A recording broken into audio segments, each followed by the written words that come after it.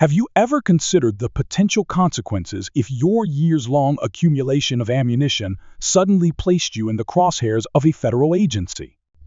What if your ability to buy, sell, or even possess rounds for your firearms could be altered by a rule that completely bypasses congressional input?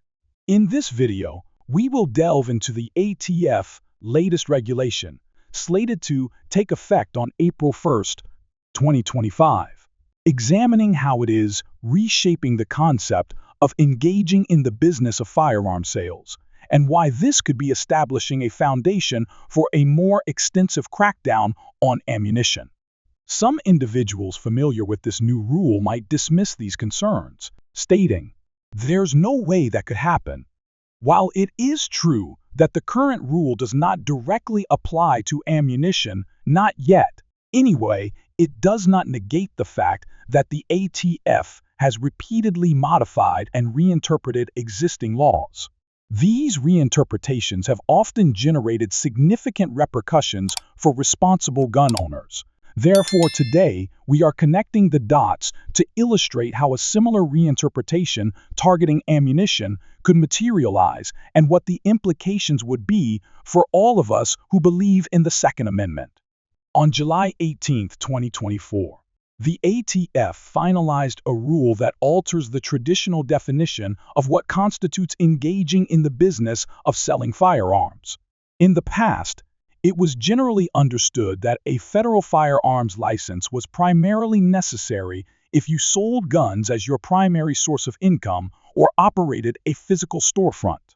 However, the new approach dictates that if you sell even a single firearm for profit, you might be considered a gun dealer. This does not necessitate a large retail space or numerous transactions. Simply taking a gun from your safe, offering it for sale, and making a profit can now trigger the requirement to hold a federal firearms license. Consequently, you would be obligated to conduct a background check on the buyer and maintain meticulous records, even if you are just a private individual looking to sell a firearm you no longer use. So, what does this have to do with ammunition?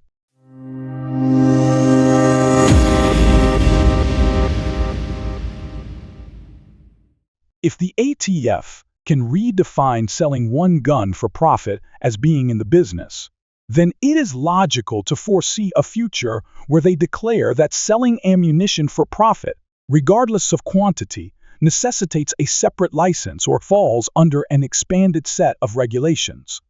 The Gun Control Act of 1968 granted the federal government regulatory authority over manufacturers, importers, and dealers of firearms and ammunition.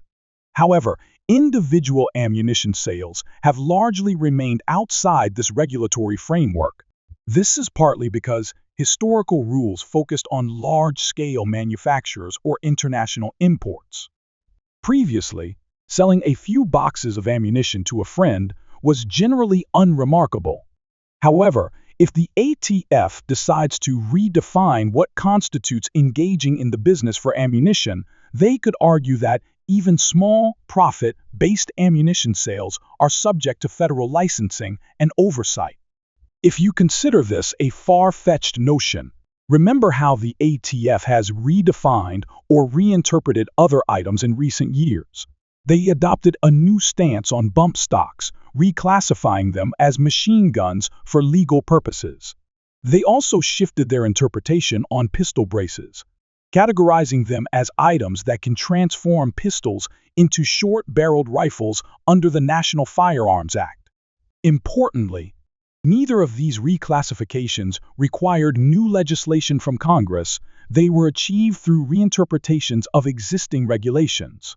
While courts may eventually intervene, this often occurs long after individuals have been compelled to comply or face serious legal consequences. Should a similar approach be applied to ammunition, we could witness the creation of new categories or redefinitions of what qualifies as armor-piercing, sporting, or otherwise restricted ammunition. This could inadvertently turn a significant number of law-abiding citizens into felons as soon as the reclassification is announced. One potential avenue for such a change involves the ATF revisiting the sporting purposes test used in ammunition regulation. The term sporting is remarkably adaptable and has been applied to firearm imports and certain ammunition types. However, this flexibility allows the agency to argue that specific rounds lack a legitimate sporting purpose. For instance, they might cite the increasing popularity of AR pistols and pistol-caliber carbines. If a particular type of 5.56 or 9mm round is deemed to possess capabilities beyond what is considered sporting, the ATF could argue, "We are reclassifying this as armor-piercing or restricted because it can be used in a handgun platform capable of defeating certain protective vests." Whether you agree with this metric or not, this is the same argument they attempted in 2015 when they targeted M855 green tip 5.56 ammunition. Although unsuccessful at the time, it demonstrated a willingness to push the boundaries. We have also observed the agency's responsiveness to executive pressure regarding ammunition imports. Consider how specific Russian calibers or steel core rounds have become targets under new or reinterpreted rules, effectively cutting off a supply line for shooters who rely on affordable imports. This type of restriction could broaden if the logic shifts from foreign imports to domestic transactions. Imagine the ATF declaring that selling more than a certain number of rounds per year classifies you as a dealer, thus requiring a federal firearms license. Or consider if reloaded ammunition sold at gun shows suddenly necessitates a special manufacturing license. Most private reloaders lack the federal paperwork and could be forced to cease selling or face prosecution. We are only a few minutes into this discussion, and I am curious to know your thoughts so far. Does this seem too far-fetched, or does it align with the ATF recent operational trends? Share your opinions in the comments below. This is your opportunity to contribute to the discussion, and I will be reading your responses. Let's continue, as there is more to this scenario than just a rule on paper. The new interpretation regarding firearms sales establishes a precedent. The ATF focus is not solely on whether you operate a full-time business, it centers on the intent to profit. This language could readily be adopted and applied to ammunition. Should an administration or specific officials decide to curtail peer-to-peer ammunition sales, they could argue that even if you are not manufacturing brand new ammunition in a factory setting, you are effectively distributing ammunition to the public if you sell it above cost. Consequently, they could assert that you require the same level of oversight as a licensed dealer. Suddenly, your personal stockpile of surplus 7.62 by 39mm ammunition that you are selling online for a modest profit becomes indistinguishable from a local gun shop's new inventory, at least according to a revised regulation. This approach could have profound consequences. For instance, if you attempt to resell a crate of .23 ammunition that you acquired at a significant discount months ago and want to capitalize on today's higher prices, and if the ATF labels that transaction as engaging in the business, you could face felony charges for operating without a federal firearms license. This is the crux of the issue. We are not discussing large-scale shipping containers or a formal website selling thousands of rounds daily. We are talking about private individuals who could find themselves in legal jeopardy due to the ATF interpretation of business. This scenario is not improbable. If the past decade has taught us anything, it is that the ATF definitions are subject to change. Past events offer hints at the potential magnitude of this impact. In 2015, The proposed ban on .855 ammunition triggered a surge in panic buying. Store shelves were emptied, and individuals spent exorbitant amounts of money hoarding every round they could find, fearing it would be their last opportunity. Although that ban was ultimately put on hold, it provided a glimpse of what can occur when there is even a rumor of ammunition restrictions. Imagine a scenario where certain popular calibers, particularly those used in AR pistols or semi-automatic platforms, are suddenly labeled as armor-piercing or subjected to new licensing requirements overnight. We could witness a buying frenzy, significant price increases, and law-abiding citizens uncertain about the legality of their possessions within a few months. This very uncertainty can dissuade people from engaging in normal activities like trading or selling at gun shows. Another aspect to consider is reloaded ammunition.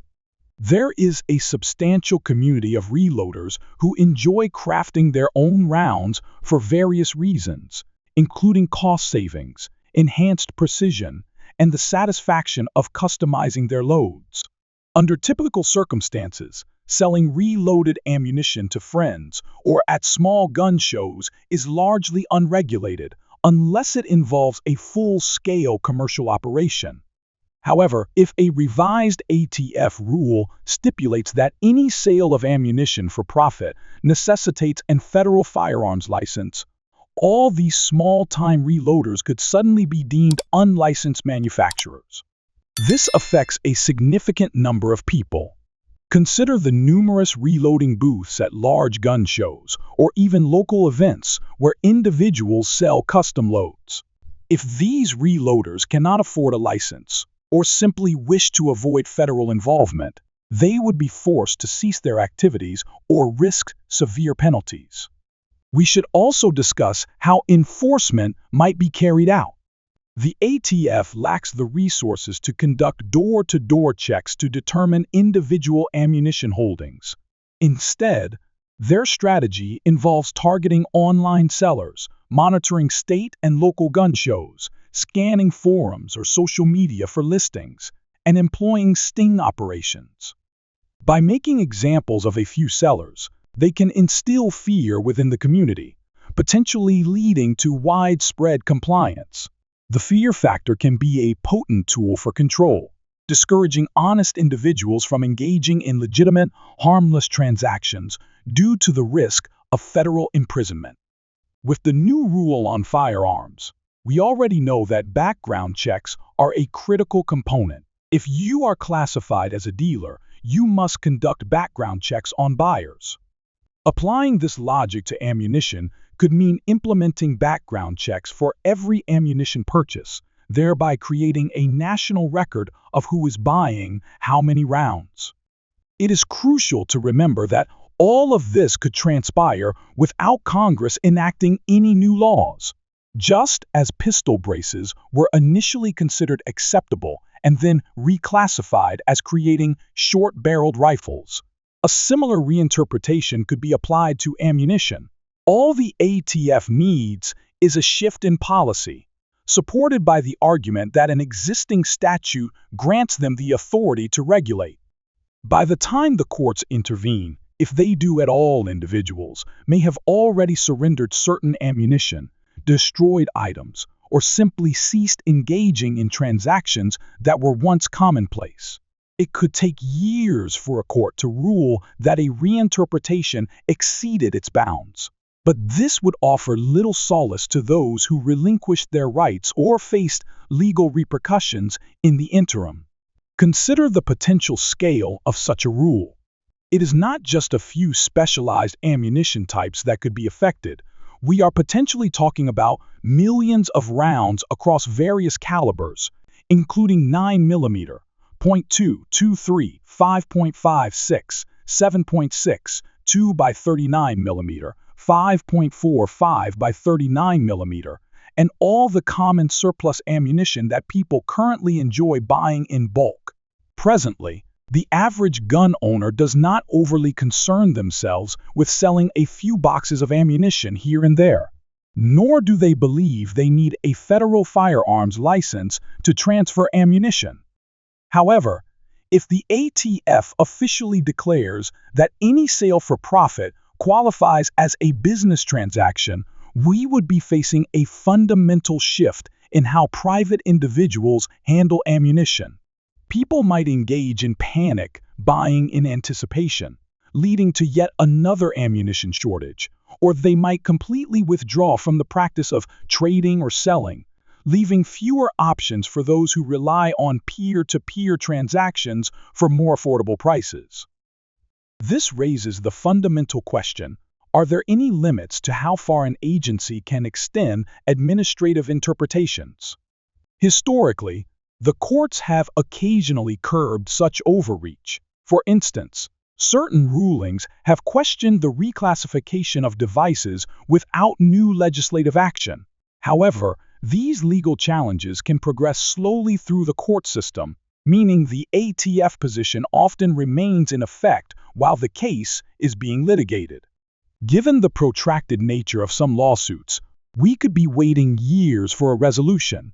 And if the ATF continues to introduce new rules before the old ones are resolved, the environment for gun owners and ammunition sellers becomes increasingly confusing and precarious.